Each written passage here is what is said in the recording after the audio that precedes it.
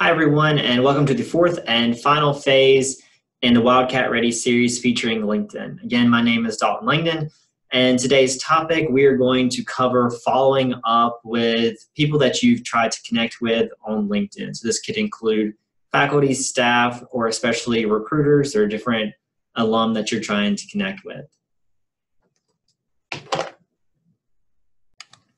So in order to go and see where we have sent messages, if you go to your network here, and at the top where it says no pending invitations, that means I don't have anyone that's waiting on a response from me. But then you can click on manage all here, and you can see where you've sent invitations. Okay, so you can either withdraw invitations here, or you can just see how long ago you sent those. So these were all done pretty recently. We just had a DC career track, and I have followed up with people that we met. But I do have a professor from my graduate studies that has not responded to this in over 4 months ago. So I could either withdraw this invitation or I could send him a follow-up message.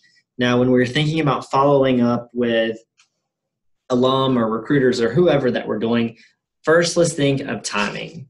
The first follow-up needs to be no earlier than a week after sent invitation. And then in between those sent invitations, we need to be waiting again a week, okay? So part of timing is also when you're sending those messages or those follow-up messages.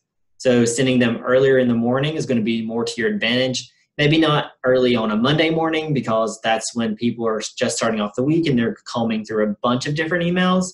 But then you also don't want to wait very late in the afternoon, and you especially do not want to send these on a Friday late afternoon.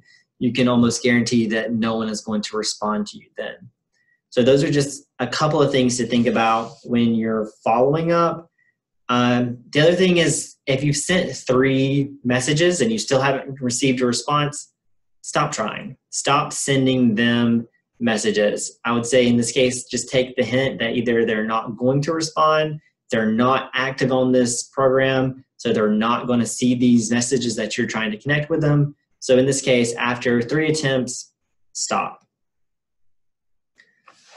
All right. Now, after we have followed up and we're not receiving anything after that first initial invitation, we want to make sure that we're framing the message and the follow-up with some general understanding, right? These alums, recruiters, staff, faculty, they're very busy people. So we want to come from a place of understanding that the alum is in fact busy, and then sharing with them the specifics of why you're trying to connect with them, making sure that you're being specific there.